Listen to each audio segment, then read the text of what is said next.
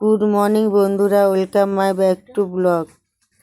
সবাই কেমন আছো? দেখো এই যে মন্দিরটা আমরা এসেছি, অনেক পুরনো মন্দির। হ্যাঁ, মানে আমরা ছোট থেকেই দেখছি এই মন্দিরটাকে।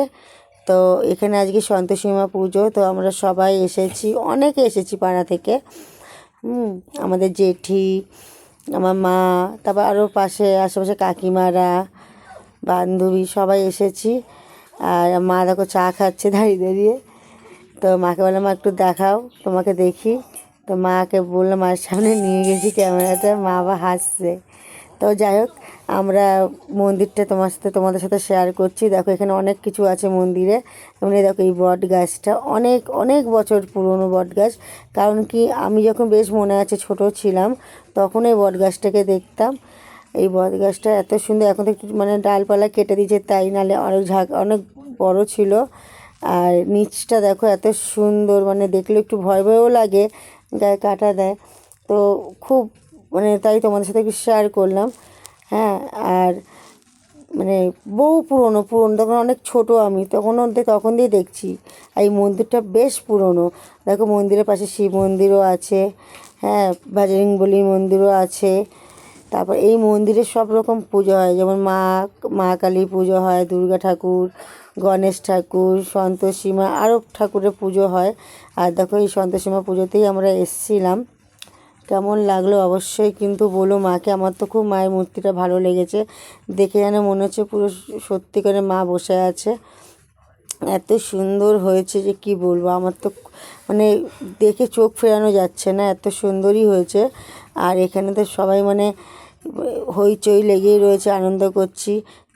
যদিও পাড়ার পুজো তো একটু আনন্দ হয়, সবাই জানো, নিজেদের পাড়ায় যদি পুজো হয় তাহলে তো ব্যাস বলার কোনো তুলনায় থাকে না, এত সুন্দর আনন্দ করি আমরা। দেখো সব বান্ধবীরা আমরা সব একসাথে এসেছি।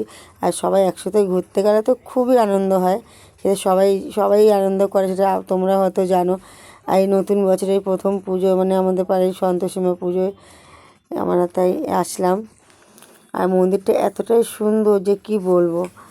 আর মায়ের মূর্তিটা দেখো, দূর থেকেও তুলে দেখানোর জন্য আমি দূর থেকেও ভিডিওটা করেছি, কাছ থেকেও করেছি। অবশ্যই কিন্তু কমেন্টে জানিও তোমাদের ভিডিওটা কেমন লাগলো, আর মায়ের মূর্তিটা কেমন লাগলো।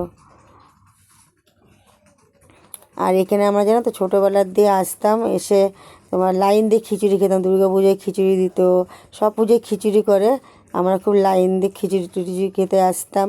বেশ মনে আছে, ঠাকুর দেখতে বেরোতাম, দুর্গা ঠাকুর আসার পথে এখান দিয়ে খিচুড়ি খেয়ে যেতাম। খিচুড়িগুলো এত সুন্দর করে যে কি বলবো, খুব ভালো করে। হ্যাঁ, আর তখন খুব ছোটো ছোটো ছিলাম, সবাই আসতাম ওর জন্য। আর বলো তোমরা কেমন আছো? আর যদি ভিডিওটা ভালো লাগে, লাইক কমেন্ট শেয়ার করো বন্ধুরা, পাশে থেকো। এই আর বড়রা আশীর্বাদ দিও যাতে আমাদের এই বছরটা সবাই ভালো কাটাতে পারি।